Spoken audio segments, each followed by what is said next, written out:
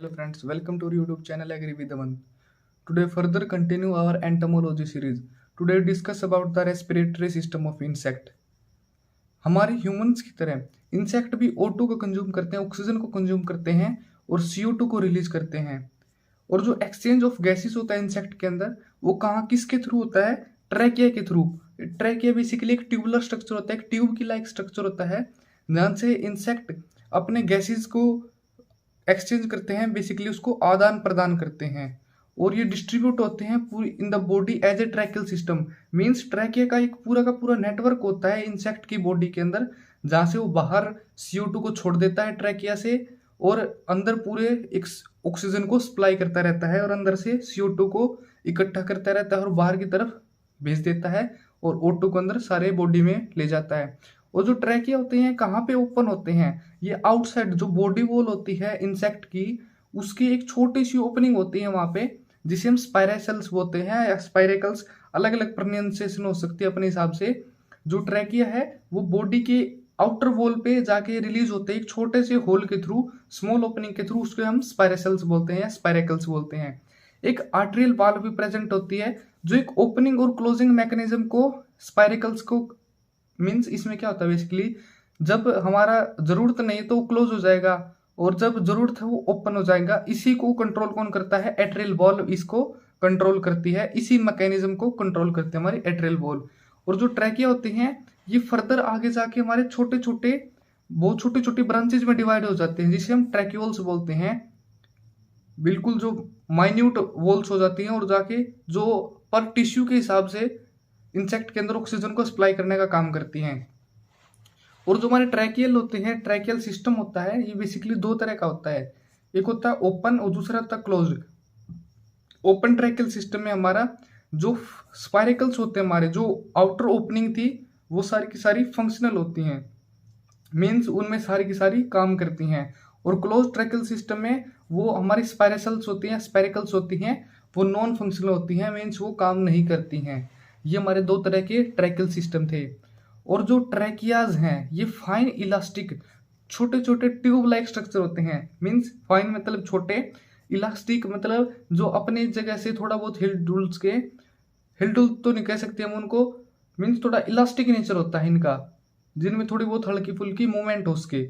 और tubular structure होते हैं जो एक्टोडर्मल ओरिजिन होते हैं, जैसे हमारी कई तरह के लेयर होते हैं, मीजोडर्म, एक्टोडर्म, एंडोडर्म्स। तो ये एंडोडर्मल होते हैं ओरिजिन से, वहां से इनका ओरिजिनेट होता है ट्रैकियाज। और ये तीन लेयर में बेसिकली डिवाइडेड होते हैं हमारे। बेसमेंट मेम्ब्रेन ये आउटर मोस्ट होता है, फिर एपिडर्मिस, फिर क्यूटिकल। बेसमेंट मेम्ब्रेन इसके सबसे बाहर वाला कोट रीजन होता है। इसमें सीक्वेंस थोड़ा उल्टा होता है, क्योंकि बेसमेंट मेम्ब्रेन हमने कॉमनली क्या देखा था कि अंदर की साइड होता है, लेकिन इसमें बाहर की साइड होता है। ये इसकी सीक्वेंस होती है, ठीक है, मीन्स अंदर की तरफ हम जा रहे हैं, ठीक है। और जो क्यूटिकुलर लाइनिंग है जिसे हम इंटीमा भी कहते हैं, वो एक स्पाइरेकल थिकनिंग की तरह पूरे की पूरी जो ट्यूब है ट्रैकिया, हमारे जो ट्रैकिया है इसके जो पूरी की पूरी ट्यूब है, इसके हमारे एक अंदर की साइड क्या होती है, एक लाइनिंग सी प्रेजेंट होती है जो उसको एक प्रोटेक्शन देने का काम करती है, उसे हम टेनिडिया बोलते हैं। और एक ये थिकनिंग की तरह प्रोड्यूस दिखती है पूरे के पूरे हमारे ट्रैकिया के ट्यूब लाइक स्ट्रक्चर के अंदर, हम टेनिडिया बोलते हैं। इसको ध्यान रखना, ये इंपॉर्टेंट क्वेश्चन बन सकता है कई बार। टेनिडिया हमारे ट्रैकिया को एक स्पोर्टिव पर्पज के लिए काम आते हैं, मीन्स उसको सपोर्ट करने का काम करते हैं, उसको सहारा देते हैं। जब एयर हमारी एब्सेंट होती है उस समय अगर हमारा ट्रैकिया कोलैप्स हो जाएगा, अगर उसके अंदर टेनिडिया प्रेजेंट ना हो तो, मीन्स टेनिडिया हमारे उसका एक सपोर्टिव फंक्शन होता है, जो अब्सेंस ऑफ अगर एयर प्रेजेंट नहीं है तो उसको कोलैप्स होने से बचाएगा, उसको बिल्कुल डिस्ट्रॉय होने से बचाएगा हमारा टेनिडिया। फिर आते हैं हमारे ट्रैक्यूल्स, जिसके हमने बारे में पहली बात की थी। जो आगे हमारे ट्रैकिया होते हैं वो फर्दर कई छोटी छोटी ट्यूब्स में डिवाइडेड हो जाते हैं। इसका साइज कितना होता है? 0.1 से लेके 1 माइक्रोमीटर तक इसका साइज होता है। और जो ट्रैक्यूल्स हैं वो कौन से सेल से मिलकर बने होते हैं? ट्रैकियोब्लास्ट से मिलके बने होते हैं हमारे ट्रैक्यूल्स।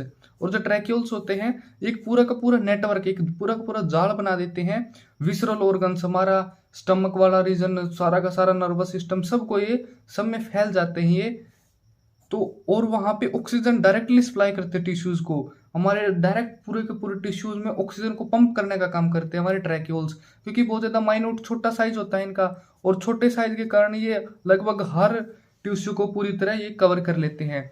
फिर आते हैं हमारे टाइप्स ऑफ रेस्पिरेटरी सिस्टम। हमने रेस्पिरेटरी सिस्टम को भी कई टाइप्स में डिवाइड किया है। ये किस बेस पे हमने डिवाइड किया है कि नंबर, कितने नंबर में हमारे स्पाइरिकल्स प्रेजेंट है और उनकी क्या अरेंजमेंट है। फंक्शनल स्पाइरिकल्स की मीन्स वो कितने फंक्शनल है, नॉन फंक्शनल है और कितने नंबर में प्रेजेंट है, उसके बेस पे हमने इनको डिवाइड किया है। पहला हमारा होलोन्यूस्टिक रेस्पिरेटरी सिस्टम, ये सबसे मीन्स पुराने वाला प्रिमिटिव टाइप का अरेंजमेंट था जो लिविंग इंसेक्ट में पाया जाता है। इसके अंदर total 10 pair of functional spiracles होते हैं, मीन्स सारे के सारे स्पाइरिकल्स इसके अंदर फंक्शनल होते हैं, वो अपना फंक्शन को परफॉर्म करते रहते हैं। एक बात आप बिल्कुल ध्यान रखना, टोटल नंबर में होते हैं 10। ये कई बार पूछ भी लिया जाता है एमसीक्यू टाइप में, ठीक है। एक पेयर ऑफ प्रेजेंट होता है फर्स्ट 8 सेगमेंट के ऊपर, मीन्स जो हमारा एब्डोमेन है, एब्डोमेन के अंदर बेसिकली हमारे 10 to 11 सेगमेंट प्रेजेंट होते हैं, मोस्टली 11 प्रेजेंट होते हैं कॉमनली जनरली। पहले जो 8 एब्डोमिनल सेगमेंट हैं उन सब के ऊपर एक एक पेयर प्रेजेंट होगा, 8 यहाँ पे हो गए। फिर जो बचे हुए 2, टोटल 10 थे, उसमें से 8 तो एब्डोमेन के ऊपर कवर हो गए, 2 में एक हो जाएगा मेटाथोरेक्स पे, प्रोथोरेक्स पे, या फिर प्रोथोरेक्स पे कई बार प्रेजेंट नहीं होता, वो मीजोथोरेक्स पे भी प्रेजेंट होता है।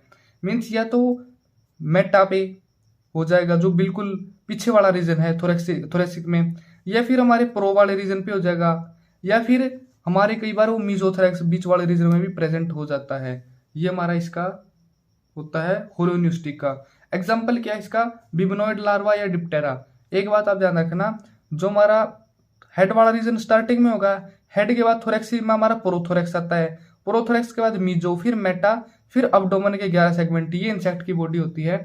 तो ये होलोन्यूस्टिक प्रेजेंट कहाँ पे होता है, मेटा पे, या तो इस वाले बिल्कुल लास्ट वाले प्रेजेंट होगा जो लास्ट वाला टर्मिनल है, या फिर बिल्कुल फर्स्ट वाले पे, या फर्स्ट वाले प्रेजेंट ना होके कई बार बीच वाले प्रेजेंट होता है, ये होलोन्यूस्टिक होता है।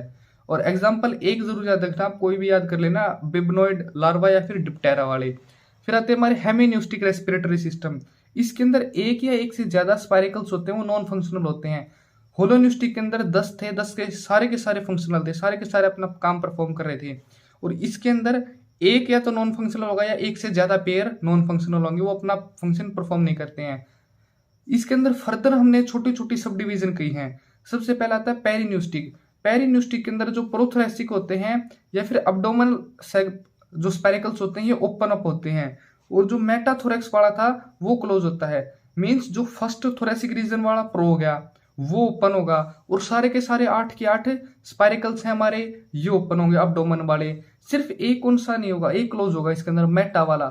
मीन्स जो थोरेसिक रीजन में लास्ट वाला सेगमेंट है उसके ऊपर जो स्पाइरिकल प्रेजेंट है वो क्लोज होगा, बाकी 9 के 9 सारे हमारे ओपन अप होंगे। इसका एग्जांपल है मिकोप्टेरा। फिर हमारा हेमिन्यूस्टिक का सेकंड टाइप है एम्फिन्यूस्टिक।